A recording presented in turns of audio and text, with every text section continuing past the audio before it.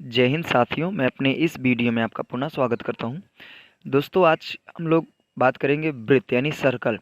तो सर्कल से संबंधित आज इनकी परिभाषाओं को समझेंगे, साथ ही साथ वृत्त से संबंधित जैसे वृत्त की परिधि क्या है, त्रिज्या किसे कहते हैं, जीवा क्या है, व्यास क्या है, स्पर्श रेखा क्या है, छेदक रेखा क्या है। तो आज इन सारी चीज़ों को हम लोग इस वीडियो के माध्यम से समझने वाले हैं। तो आइए हम लोग पहले बात कर लेते हैं कि वृत्त क्या है, सर्कल किसे कहते हैं। तो अगर हम वृत्त की परिभाषा देना चाहें तो हम ये कह सकते हैं कि किसी सतह पर किसी निश्चित बिंदु के चारों तरफ खींचा गया घेरा या रेखा ही वृत्त कहलाता है। जैसे देखिए, मान लीजिए कोई सतह, ये सपोज दैट ये कागज है, तो इसकी ये सतह हुई। इससे क्या करना है, कोई एक निश्चित बिंदु लेना है और इसके चारों तरफ हमको क्या कर देना है, एक घेरा बना देना है। ये कुछ इस तरह का हमको क्या करना है, एक घेरा बना देना है। थोड़ा सा घेरा तिरछा हो गया है, घेरा बना देना है। अच्छा, ये घेरा जो होगा ना, इस निश्चित बिंदु से समान दूरी पे होना चाहिए। समान दूरी का मतलब ये है कि अगर मान लीजिए यहाँ से यहाँ तक 2 मीटर है, तो यहाँ से यहाँ तक भी 2 मीटर होना चाहिए, यहाँ से यहाँ भी 2 मीटर, इधर भी 2 मीटर, इधर भी 2 मीटर, यानी हर तरफ 2 ही मीटर का होना चाहिए। तो किसी सतह पर किसी निश्चित बिंदु, मान लीजिए कोई सतह है, उसके निश्चित बिंदु के चारों तरफ समान दूरी पर खींचा गया जो घेरा या कह सकते हैं रेखा होती है, उसी को हम लोग वृत्त कहते हैं। अब अगर हम बात करें जो निश्चित इस घेरे के जिस निश्चित बिंदु के चारों तरफ जो घेरा खींचा गया है, इसी निश्चित बिंदु को हम लोग इस वृत्त का केंद्र कहते हैं। अब आइए हम लोग बात करते हैं वृत्त की परिधि क्या है। तो वृत्त की परिधि की परिभाषा हम देना चाहें तो हम ये कह सकते हैं कि जो निश्चित बिंदु के चारों तरफ जो घेरा है, इसकी जो संपूर्ण लंबाई होती है, इस घेरे की संपूर्ण जो लंबाई होती है, इसी को हम लोग वृत्त की परिधि कहते हैं। अगर मान लीजिए इस वृत्त कि यहाँ से यहाँ तक की दूरी मुझे पता हो, तो हम लोग वृत्त की परिधि निकाल सकते हैं। नहीं, अगर ये बात करें घेरा कितना लंबा है, तो इसके लिए एक सूत्र होता है 2πr, यानी r का मतलब यहाँ पे त्रिज्या है। तो अगर हम कह सकते हैं इस वृत्त की त्रिज्या हमको पता हो, तो हम इस घेरे की लंबाई आसानी से इस सूत्र के माध्यम से पता कर सकते हैं। अब हम लोग बात करने वाले हैं त्रिज्या। देखिए, अभी तो मैंने बात किया परिधि की, अब बात करेंगे त्रिज्या।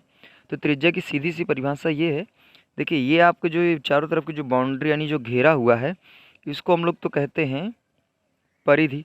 और ये जो ये बीच का स्थान होता है जिसके चारों तरफ खींचा जाता है, इसको हम लोग कहते हैं केंद्र। तो हम कह सकते हैं वृत्त के केंद्र और परिधि परिधि के बीच की जो दूरी होती है, इसी को हम लोग कहते हैं वृत्त की त्रिज्या। अब हम लोग बात करेंगे त्रिज्या को स्मॉल आर से प्रदर्शित करते हैं। क्योंकि स्मॉल आर से प्रदर्शित करने का कारण है क्योंकि त्रिज्या को इंग्लिश में हम लोग रेडियस कहते हैं, इसलिए इसको आर से प्रदर्शित करते हैं। अब बात करते हैं जीवा किसे कहते हैं। तो सपोज दैट आपको मैं बताऊं जीवा क्या है। मान लीजिए कोई वृत्त है, ये कोई वृत्त है और इस वृत्त का ये केंद्र, इसी के चारों तरफ समान दूरी पे खींचा गया घेरा है, ये आपका एक केंद्र हुआ। अब बात करें जीवा, तो जीवा की परिभाषा से मान लीजिए इसके वृत्त के परिधि पे दो बिंदु ले लेते हैं। एक एक बिंदु ये ए लिया और यहाँ पे एक बिंदु लिया बी। अब मान लीजिए वृत्त की परिधि पे आप कोई दो बिंदु लिए और इन बिंदुओं को मिलाने वाली जो रेखा यानी जो लाइन होगी, इसी को हम लोग कहेंगे वृत्त की जीवा। यानी कहने का मतलब वृत्त के परिधि पर किन्हीं दो बिंदुओं को मिलाने वाली जो रेखा होती है, उसी को हम लोग वृत्त की जीवा कहते हैं। अब बात करते हैं वृत्त का व्यास क्या होता है। तो वृत्त का व्यास की परिभाषा ये है कि ऐसी जीवा जो वृत्त के केंद्र से होकर जाती हो, ऐसी जीवा जो वृत्त के केंद्र से होकर जाती हो, उसी को हम लोग वृत्त का व्यास कहते हैं। और जो वृत्त का व्यास होता है ना, वो त्रिज्या का 2 गुना होता है। क्योंकि केंद्र से परिधि के बीच की दूरी त्रिज्या होती है, तो इधर एक त्रिज्या ये ले लीजिए, एक त्रिज्या ये ले लीजिए। अब आप देखिए यहाँ पे दो त्रिज्याएं हैं और दोनों त्रिज्याएं का जो योग है वो व्यास के बराबर है। तो हम कह सकते हैं कि जो व्यास होता है वो त्रिज्या का 2 गुना होता है। यानी कहने का मतलब r बराबर होता है d/2। हम कह सकते हैं कि जो व्यास होता है वो त्रिज्या का 2 गुना होता है, या कह सकते हैं जो त्रिज्या होती है वो व्यास की आधी होती है। अब बात करते हैं वृत्त की स्पर्श रेखा क्या है। तो मान लीजिए सपोज दैट कोई वृत्त है और इस वृत्त की परिधि को टच करते हुए जो लाइन जाती है, यानी वृत्त की परिधि को टच करते हुए जो लाइन जाएगी, उसी को हम लोग कहते हैं वृत्त की स्पर्श रेखा कहते हैं। अब नेक्स्ट बात करते हैं वृत्त की छेदक रेखा क्या है।